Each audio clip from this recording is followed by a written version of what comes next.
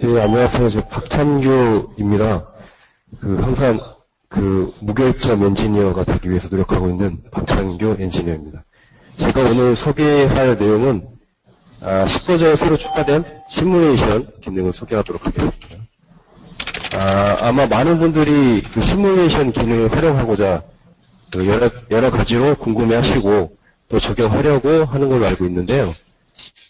일단은 시뮬레이션 기능을 통해서 우리가 발견할 수 있는 건 한 5가지 정도 기능과 또 문제점을 해결할 수가 있는데, 첫 번째는 움직이지 않는 상태에서 체크할 수 있는 정적인 상태에서 어셈블리 검사를 할 수가 있겠고요. 또 한 가지 이제 10버전부터 새롭게 추가돼서 많은 그동안의 유저분들이 원하셨던 기능인데, 동적 상태에서 체크할 수 있는 동적 검사, 그리고 작동량을 정해놓고 작동량에 따른 검사, 그리고 또 10버전에서 추가된 회전에 따른 이동도 가능해서 회전하는 물체에 대한 간섭 체크도 가능하겠습니다. 또한 스프링 작동에 따라서 어셈블리 기능을 체크할 수 있기 때문에 조금 더 금형 작동에 맞는 상태의 어셈블리 조건을 보실 수가 있겠습니다.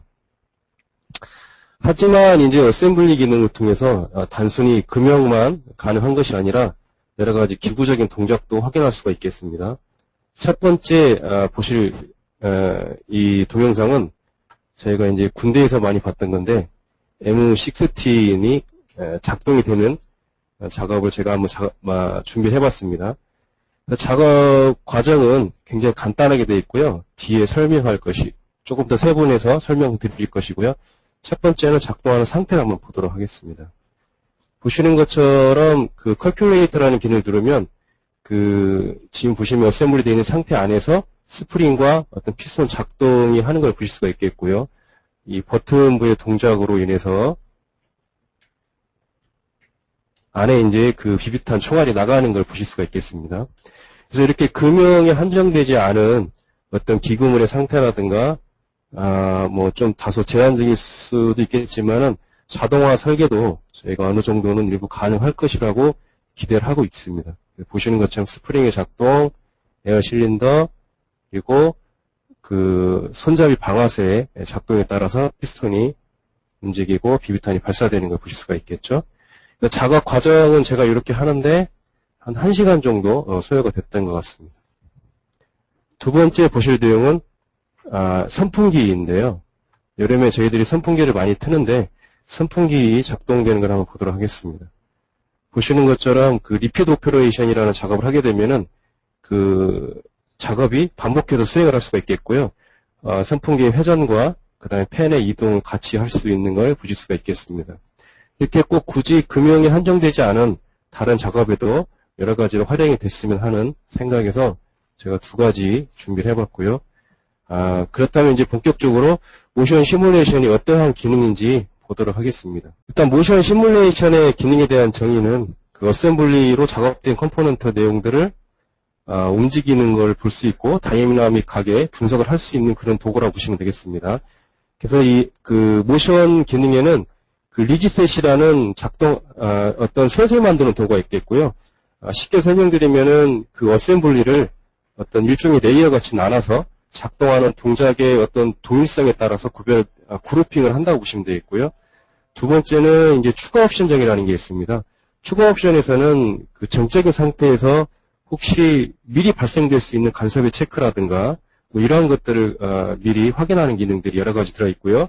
그리고 그런 확인이 끝나면 모션할 양이라든가 시간 타이밍 혹은 이제 경우에 따라서는 시퀀스라고 그래서 작업의 어떤 스텝별로 시간과 관계없이 세팅할 수 있는 기능도 있습니다. 어쨌든 모션 하기 위한 세팅 조건들을 하고요. 네 번째는 이제 분석 및 계산을 합니다.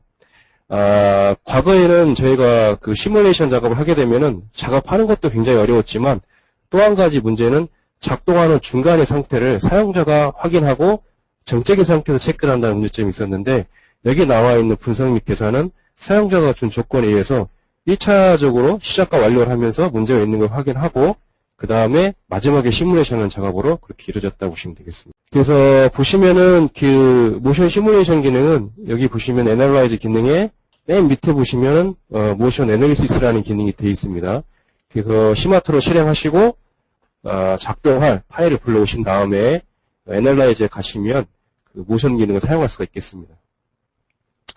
그 화면에 보이시는 내용이 그 모션 기능의 메인 창입니다. 제가 앞전에 설명드렸던 이 리지셋, 그리고 이 모션 디파인하는 기능, 또 추가 옵션, 이런 것들로 구성이 되어 있습니다. 이 리지셋이라고 하는 것은 뭐 이름은 생소하시겠지만 그냥 쉽게 동일하게 작동되는 내용들을 그룹핑한다고 보시면 되겠고요. 그 오른쪽에 있는 창은 그 뭐 4파 이렇게 써 있는데 시간정이랄 수가 있고, 또 경우에 따라서는 시퀀스라 그래서 작업의 진행된 스텝을 설정하는 곳이 되겠습니다. 또 이제 시마트론 10버전이 되면서 굉장히 유용하게 쓰이는 게 이 리지셋 툴이라는 건데요. 이 리지셋 툴스에 들어있는 것들은 어떤 거냐면 어셈블리로 미리 조립되어 있는 어떤 그 서브 파트들을 그 동일한 조건에 움직인다는 가정 하에서는 그대로 그 모션 애널리시스 셋에 갖다 주는 겁니다. 그래서 이전에 그 어셈블리 작업하기 위해서 별도의 그래픽을 다시 또 했다면은 여기에서는 그렇게 하지 않고 어셈블리 된 내용을 그대로 불러와서 동일한 조건을 주고 갈 수 있다는 장점이 있기 때문에 굉장히 신속하게 모션 작업을 정의할 수가 있겠습니다. 그 다음에 보시면은 그 옵셔널 툴스라고 되어 있는 것들이 아까 추가 옵션 기능들인데, 주로 그 사실 저희가 움직이는 상대의 어떤 동작의 시뮬레이션 체크하기 위해서 모션 시뮬레이션 기능을 쓰지만, 그보다 더 중요한 것은 근본적으로 어셈블리 되어 있는 상태가 간섭제가 발생이 되어 있는 상태인지를 확인하는 게 사실은 더 우선입니다. 그래서 그러한 작업들을 해주는 게 옵셔널 툴스에 들어있고요.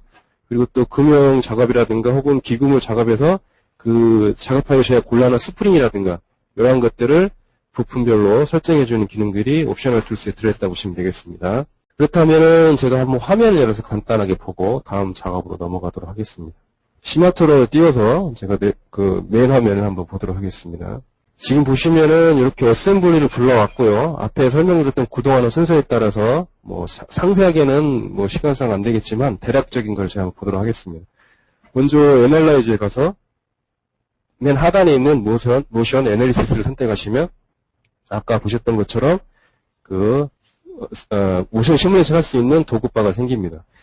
가장 간단하게 그 그룹핑을 먼저 할 것은 좌측에 있는 그 리지셋이라는 이 도구에다가 작업할 내용들의 그룹핑을 하는 건데, 제일 신속하게 하는 것은 여기 보시면 그 리지셋 지원 툴이 있습니다. 여기에서 세부 옵션은 어떤 걸 사용할 것이고 어떤 걸 또 부분적으로 제한할 것이다라는 어떤 정의를 하는 것이고요.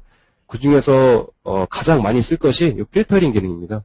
그래서 불러올 때 제한을 두고 어떤 것들은 사용할 것이고 어떤 걸 하지 않겠다라고 제한을 두고요.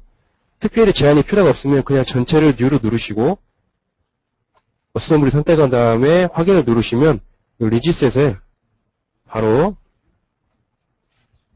등록이 되시는 걸 볼 수가 있겠습니다. 이렇게 자동으로 등록할 수 있기 때문에 사전에 어셈블리 되어 있는 상태의 파트를 그대로 갖고 오시면 보시는 것처럼 색상과 그리고 작동의 상태, 그 다음에 하이드나 언하이드 상태를 바로 보여줄 수 있게끔 등록이 되게끔 되어 있습니다. 굉장히 신속하게 할 수가 있고요. 여기 상태에서 작동을 굳이 원하지 않는 부품이 있다면 확인을 하신 다음에 그 부품은 여기 보시면은 어떤 앞점같이 생긴 게 있죠. 이걸 클릭을 하시면 고정이 됩니다. 그러면 현재 선택 클릭한 부품은 앞으로 이동하거나 어떤 시뮬레이션 조건이 왔을 때도 움직이지 않고 고정되어 있다고 가정을 하시면 되겠습니다. 그 다음에는 작업 순서로서 제가 아까 설명드렸다시피 그 구석 체크를 합니다. 그래서 지금 보시면은 어떤 그 컬리전 체크를 했을 때 아무 간섭이 없다고 메시지가 나와졌죠. 이렇게 사전에 먼저 작동하기 전 상태에서 문제가 있는지 확인해 주시고요.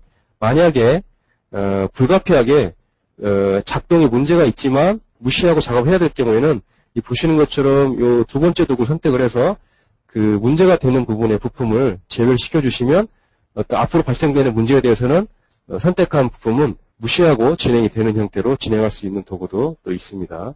그래서 어쨌든 이런 사전에 먼저 점검을 하시고 다 정의를 하신 다음에는 Set Motion이라는 창으로 넘어갑니다. 넘어가서 보시면 여기에서부터 이제 작업을 주는데 작업하는 방법은 굉장히 간단합니다. 가장 쉽게 정의할 수 있는 게 그 작업할 양과 시간 설정하는 건데요. 제가 여기 그 루킹 블럭에다가 작업을 먼저 해보겠습니다. 더블 클릭하시면 이렇게 밑에 있는 창이 활성화가 되고요. 작동의 타입이 선정이 됩니다. 리너는 직선 운동이고요. 앵귤러는 회전하신다고 보시면 되겠고요. 락은 내가 이동한 상태에서 정지되어 있는 겁니다. 첫 번째는 제가 리너로 줬고요. 리너로 주게 되면은 보시는 것처럼 벡터를 가리키는 화살표가 나옵니다. 그래서 화살표에 점을 선택하시면 여러 가지 방향의 벡터를 쓸 수가 있고, 사용자는 그거 작동하기 원하고자 하는 방향으로 이 화살표의 방향을 바꿔놓습니다. 그 다음에 시간 설정을 하고요. 지금 같은 경우에는 초기 0초부터니까 시뮬레이션 시작하면 바로 이동을 하게끔 되어 있고요. 종료 시간은 4초가 되겠습니다. 그 다음에 밑에 보시면 그 매그니튜드라는 게 있는데, 이거는 그 작동량이라고 보시면 됩니다. 쉽게 설명드리면 작동량을 50이라고 가정을 하고요. 여기 보시면 모션 플레이가 있죠? 이걸 눌러보시면 이게 작동되는 걸 볼 수가 있습니다. 가장 이제 간단하게 어떤 베이직이 되는 작업을 제가 해봤는데, 이렇게 돌아와서 모션에 어떤 디파인을 하시고 작업 조건들을 주시면 되겠고요. 아까 설명드렸다시피 시간으로 할 수 있고, 아니면 시퀀스에 의해서 작업 순서에 따라서 줄 수도 있지만, 보통 이제 금형 같은 경우에는 원 스트로크라는 게 있기 때문에 원 스트로크에 걸리는 시간에 맞춰서 작동을 설정하는 게 적절할 것이라고 저는 생각을 하고 있습니다. 그 다음에 이제 반대로 제품을 내릴 때는 그 초기에 설정된 값 이후에 어떤 그 도구 창에 더블 클릭을 하시면 두 번째 창이 생깁니다. 만약에 뭐 이렇게 작동을 하진 않지만 두 번째 작동을 조금 더 신속하게 같은 양으로 작업이 됐으면 좋겠다라고 가정하시면 선택해 주시면 그 세팅된 시간에 맞춰서 두 번째는 조금 더 빠르게 이동되는 걸 볼 수가 있겠죠. 그리고 마찬가지로 두 번째 작동을 바꾸시면 이제 블럭은 상으로 움직였다 하로 내려오는 상태의 작업을 보실 수가 있겠습니다. 그 다음에 이제 저희가 그 이 모션 시뮬레이션 기능이 굉장히 지금 보신 것처럼 아주 간편하게 작동이 되지만 과거에 9버전에서 그 시뮬레이션 조건을 쓰셨던 분들은 그때의 어떤 조립 조건을 굉장히 편하게 느끼실 수도 있습니다.